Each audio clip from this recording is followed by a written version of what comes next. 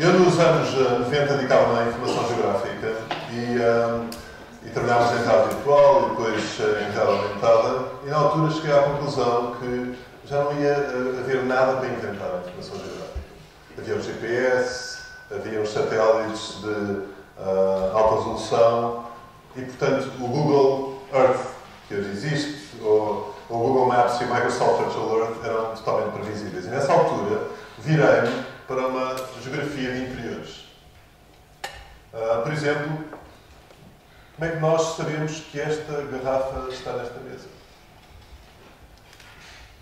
Como é que vai ser possível nós sabermos que esta garrafa está nesta mesa? E por isso comecei a pensar em objetos. E como vinha, curiosamente, de ambiente, embora originalmente eu tinha estudado técnico em engenharia civil, e tivesse um professor na altura que dizia que nós devíamos fazer estradas em leitos de água para minimizar a escavação, e virei para os objetos. E se nós olharmos para objetos, nós podemos ter duas metas na relação com os objetos e o espaço em que se situam. A primeira é aumentar os objetos e o espaço circundante. Nós temos de chamar quase Intelligence Augmentation. Mas nós podemos também imaginar, podemos criar espaços e também objetos utilizando inteligência artificial e, portanto, estamos a confrontar IA com AI. E eu aqui vou falar muito mais de IA do que AI.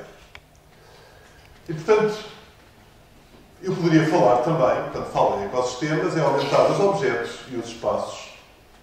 E vou-me concentrar novamente, ou vou focar novamente, em apenas um dos argumentos desta frase, os objetos. E quando estou a falar de aumentar objetos, eu posso falar também de disponibilizar a informação apenas numa relação unívoca do objeto com o utilizador, ou então uma interação informativa nos dois sentidos, uma relação biunívoca. E posso também, no fundo, na transmissão da informação, considerar os vários sentidos, ou, como neste talk, apenas um, basicamente vou falar na nossa visão. Ora, aumentar os objetos tem sido tema de investigação em inúmeros locais, nomeadamente no MIT, onde eu me encontrava em 98, 99, havia este sonho de criar a internet das coisas baseado no trabalho do Auto ID Center, cuja meta era utilizar RFID e depois todos os desenvolvimentos associados a esse centro e criar, no fundo, um standard. Houve todas tentativas, também no MIT, do Neil Gershenfeld, e ele publicou um artigo no Scientific American em 2004, na linha de que todos os objetos vão ter um IP, assim sucessivamente. E hoje, quase 10 anos depois, aumentar os objetos é extraordinariamente complexo e diverso. Nós temos hoje um verdadeiro ecossistema de objetos aumentados. Nós podemos ter objetos utilizando materiais inteligentes, nós podemos utilizar desenvolvimentos da eletrónica impressa, como o RFID, mas também outros baseados em química. Nós podemos ter objetos ligados a sensores. Nós podemos utilizar a realidade aumentada. E, portanto, se olharem para estes novos filmes de ficção científica, há esta ideia de que, provavelmente, tendo o Google Glasses um dia, não vamos precisar pintar as paredes ou os objetos. Por isso, simplesmente aplicamos texturas a cada momento.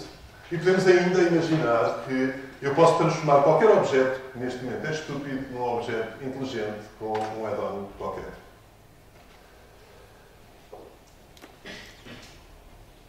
Eu nunca trabalhei em ciências de materiais e em química, mas subitamente um dia tivemos um desafio de uma das principais empresas portuguesas sobre como desenhar uma embalagem.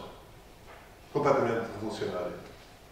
E basicamente a ideia é imaginarem esta garrafa de água, verterem a água e a embalagem ir diminuindo à medida que a água enche o copo.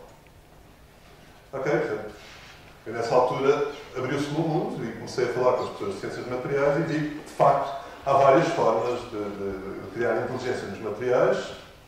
O único problema, um dos problemas fundamentais, é que, por exemplo, fazer uma garrafa destas é possível, em teoria, mas cada garrafa passava a custar 10 euros.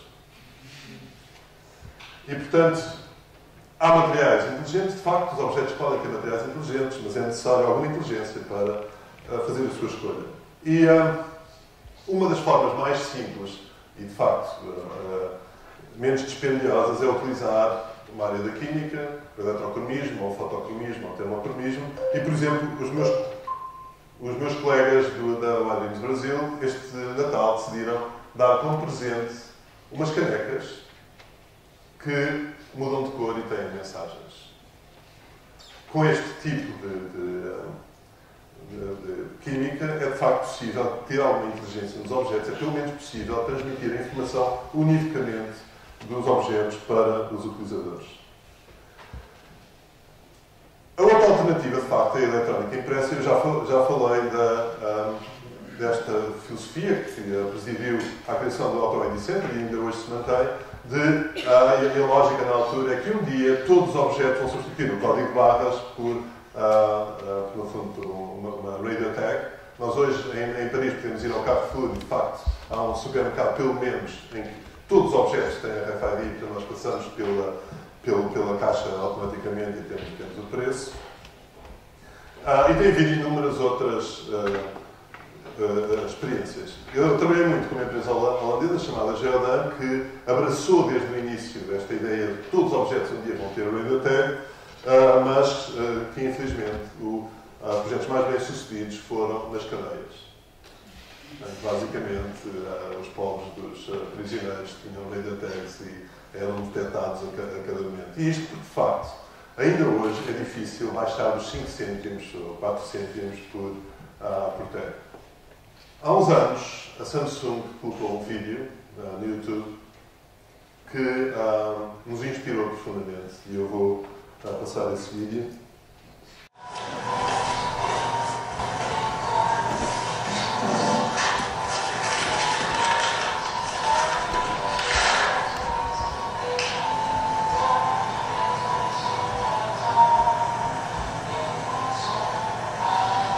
Obviamente é fake.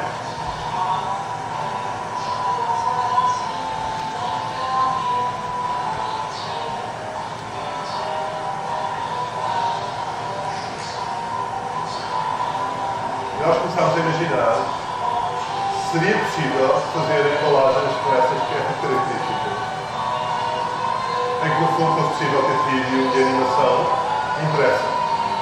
Então, se isso acontecesse, nós de facto passávamos a ter objetos com outra inteligência, nomeadamente o packaging completamente diverso. Trabalhámos com o grupo do professor Fernandina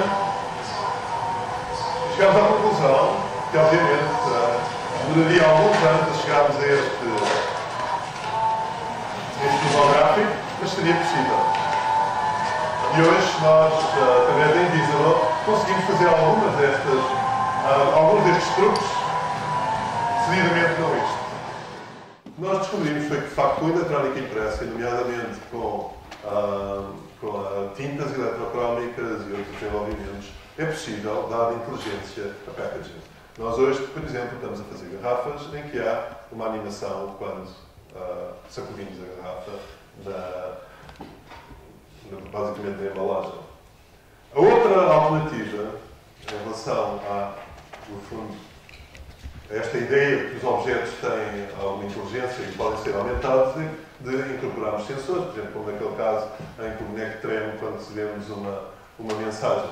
Nós estivemos também envolvidos durante algum tempo no projeto com a Agência Espacial Europeia para criar novos fatos para os bombeiros com vários tipos de sensores, em que havia sensores para o batimento cardíaco, sensores que detectavam se a pessoa estava caída no sol, GPS, capacidade de transmissão e assim sucessivamente. Portanto, fizemos este fato, chamámos os bombeiros tinham fato e disseram: vocês são absolutamente doidos. Quando nós vamos para um incêndio, queremos ir o mais leve possível, para isso vamos com isto. Ainda por cima, com as temperaturas em que estamos no local dos acidentes desse tipo, morremos. Portanto, esqueçam. E é muito curioso que a Microsoft, num documento sobre as interfaces em 2020, incorpora este fato que foi laminarmente recusado pelos bombeiros nacionais.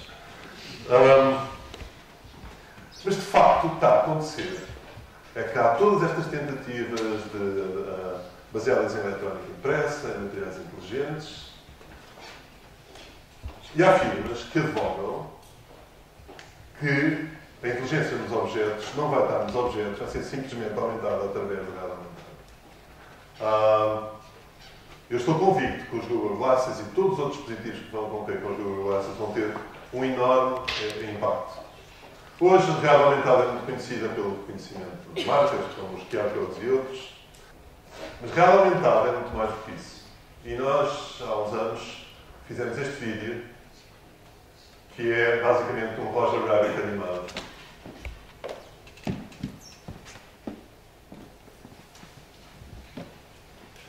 Isto é um velho sonho que foi inspirado no filme A Rosa Púrpura do Cairo, em que um ator saía do filme. Nós aqui imaginámos um ator entrar dentro do filme. Ok, temos esta mascote e temos esta rapariga que vai brincar com a mascote. Portanto, imaginem na nossa sala o Shrek.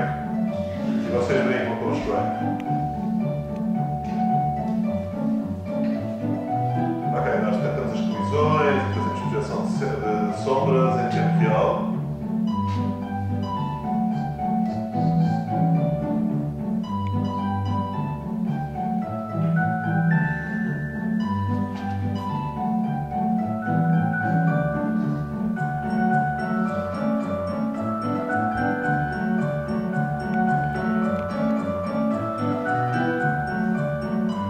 Portanto, significa, para além dos objetos reais, nós podemos ter objetos virtuais com quem interagimos. E num cenário de realidade aumentada, nós podemos também aumentar os objetos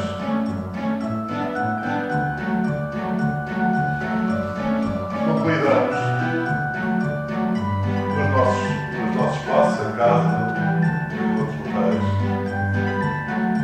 e, obviamente, num cenário destes, é possível, de facto, aumentar a realidade e aumentar os objetos, como, por exemplo, transformar a cor das paredes, das mesas e assim sucessivamente.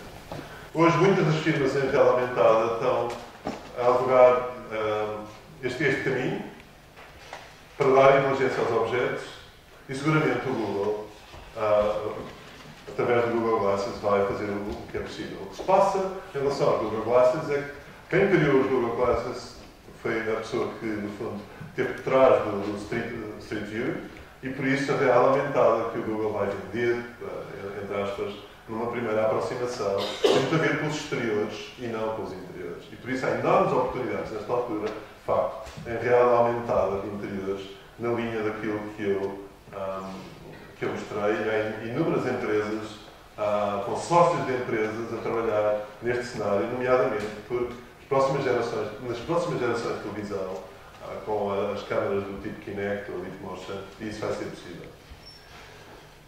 Há também outra linha totalmente diferente, que tem muito a ver com o que se chama os cellbots.